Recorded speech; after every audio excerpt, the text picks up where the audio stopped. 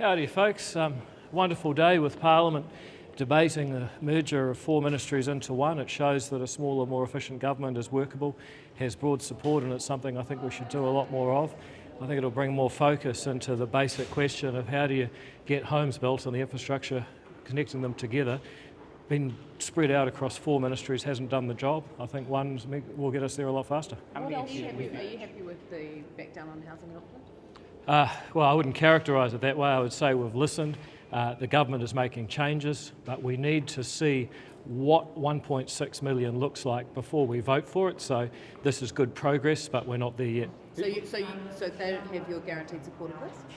Well, the Cabinet's agreed we're going to look at what does 1.6 million look like. Because when we voted for 2 million, we hadn't seen the maps from the council. They had kept them hidden and basically released them the next day.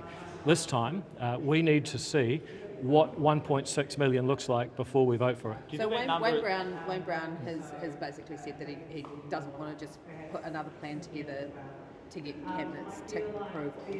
Is central government overreaching into what should be an Auckland issue? Well, the reason that he's done one set of plans is because central government made a law. The people have said they want change. The government's listening and delivering it. I would suggest Wayne Brown should be a bit of a Democrat and actually help inform the public of what 1.6 million looks like. I don't think he has the right to withhold information that's important to many Aucklanders. And he's also said that if it comes down to some worried elderly residents in Epsom, then it's done its job. Well, I think really that this needs a bit of maturity, and to be honest, I wouldn't have thought that someone I've recently heard him referred to as Wayne Biden. He might not be the right person to make fun of the elderly. Is that the reason why you've made the changes? It's because your voters, etc., or for you in Epsom, that they voice these concerns. They don't want a massive apartment block that may be going up, that may be obstructing their view, their household value, and they've said, hey, David, we're concerned about this. It's pretty simple.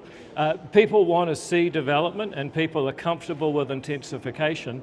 But to just pepper pot it right across the city where there's no infrastructure, where people are going to be annoyed by development, that's counterproductive. What we want is to make housing more affordable for the next generation by concentrating it around the infrastructure. There's no point in having one 50-metre tower in the middle of a suburb where there's no support for it infrastructure-wise, and it actually just looks crazy. Is this NIMBYism at its finest?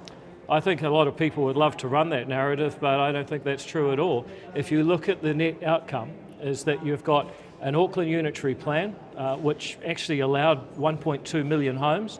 That's going to go up to 1.6. That's a 25% increase in allowable housing capacity. But I got to tell you, I talk to people in the development community.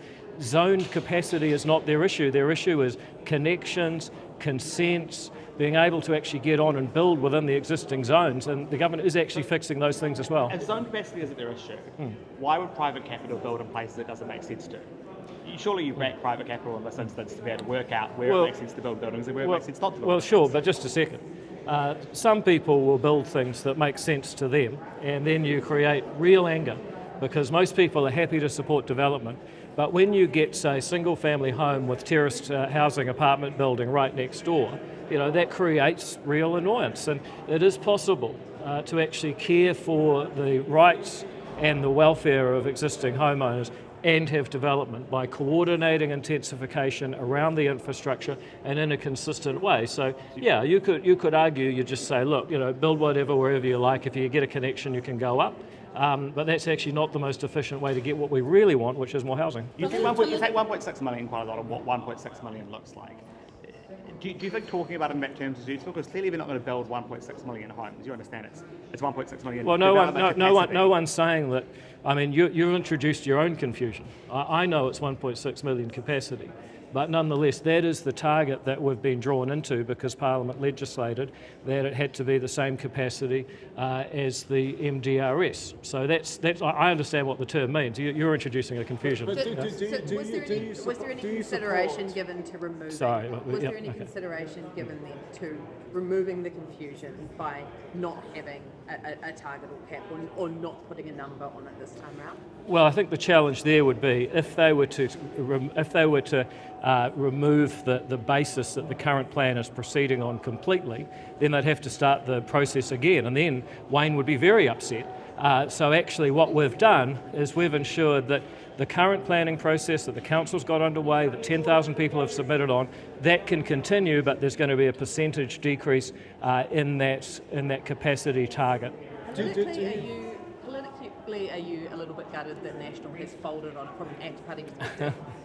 So do I want New Zealand to have bad policy so the ACT Party can campaign against it? No, I don't. Actually, that's not how I think at all. The reason I do this job is I want New Zealand to be a better place. I want the next generation to afford homes. Whenever we get policy wins, I see that as a positive. Do you personally support greater housing density in APSA? Yeah, I mean, I've said that already in this interview. People do want intensification, but they want to see it being consistent. They want it to look sensible. They don't want a field of single-family homes with one 50-metre tower in the middle. I mean, people are going to look at that and say, that's crazy, why do you do that? On the other hand, they look at train stations, they look at key corridors, and they say, yeah, we want to see more intensification there because we want our kids to be able to have a future in this country. And if they're younger, they say, well, we want to stay here and not have to decamp to Australia for better opportunity. So where in Epsom should it go? Well, I mean, one really obvious, Epsom actually has 7 train stations, and all of those will be centres of transit-oriented development. That's something I've long supported. That was the national policy statement on urban development. It was to some extent in the Auckland Unitary Plan, and it will be further intensified under these rules. Can you be really clear? You were saying that it's not quite there yet, and you would vote for it. Is there more that needs to happen, and can ACT stop this process? Well, put it this way.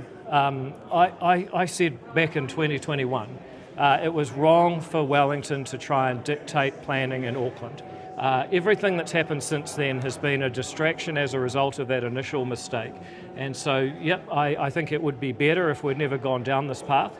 But now where we are today, if we're going to vote for a number that's stipulated for capacity, then we need to see what that number looks like to real people on the ground, because Aucklanders are sick of living in someone else's game of SimCity. They want to know if the Parliament's making a law, what does it look like? And I don't think it's too much to ask Auckland Council to provide the information. Sorry, on a process. Oh, sorry. Is that Cabinet or is that House? Like, when would you vote on that? Well, the government has made a position which Chris Bishop has announced, but we've also said we need, before we introduce legislation, to see what it's actually going to look like at that number. So yeah, we've got to see that first before it goes. Auckland Council needs to come back to you with a new unitary plan, and then after that, Cabinet still has the right to basically veto that and say, no, we need to change it again.